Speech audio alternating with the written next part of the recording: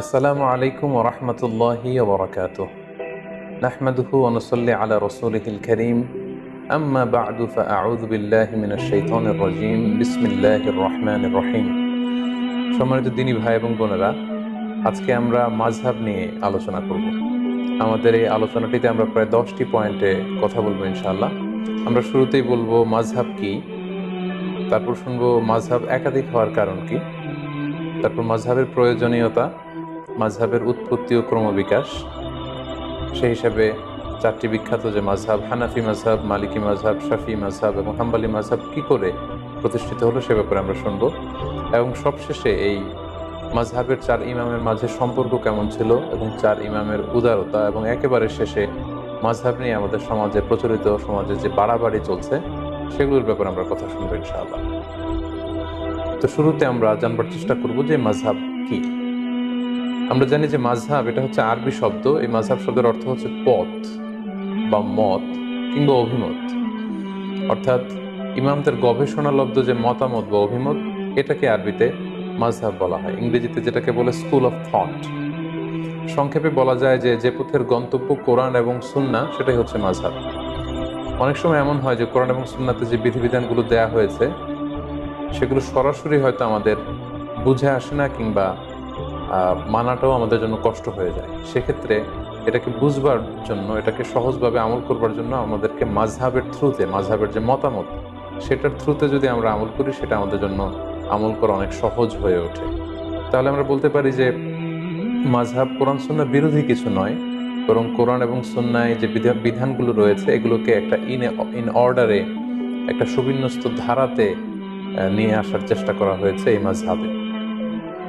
Basically কোরআন ও হাদিসের সবচেয়ে বিশুদ্ধ ব্যাখ্যাই হচ্ছে মাযহাবের ইমামদের সংকলিত ফিকহে ইসলামী, এবং এই ফিকহ শাস্ত্রের যে স্কুল অফ থট, এগুলোকে বেসিক্যালি মাযহাব বলা হচ্ছে। প্রসিদ্ধ মাযহাব আমরা জানি যে 4টি: হানাফি, শাফিঈ, মালিকি এবং হাম্বলি।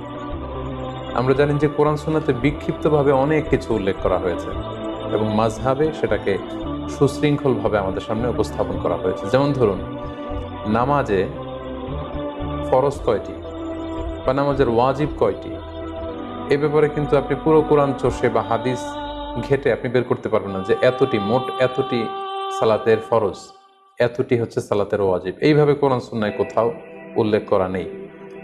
বেসিক্যালি মাযহাবের ইমামগণ নিরলস প্রচেষ্টা করে, অনেক গবেষণা করে বেসিক্যালি এই প্রশ্নের উত্তরগুলো খোঁজার চেষ্টা করেছেন, এবং তারা হাজার হাজার মাসআলা ইস্তেনবাত করেছেন, যেটা আমাদের ইসলামী বিধিবিধানকে বুঝা এবং সহজভাবে মানা, এটা আমাদের জন্য সহজ করে দিয়েছে।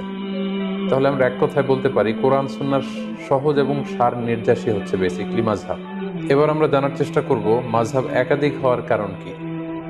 যেহেতু শুরুতে আমরা বলেছি মাযহাব মানে মতামত বা অভিমত, সো প্রত্যেকের মতামত একরকম হবে এটা আসলে লজিক্যাল না, এটা যৌক্তিকও নয়।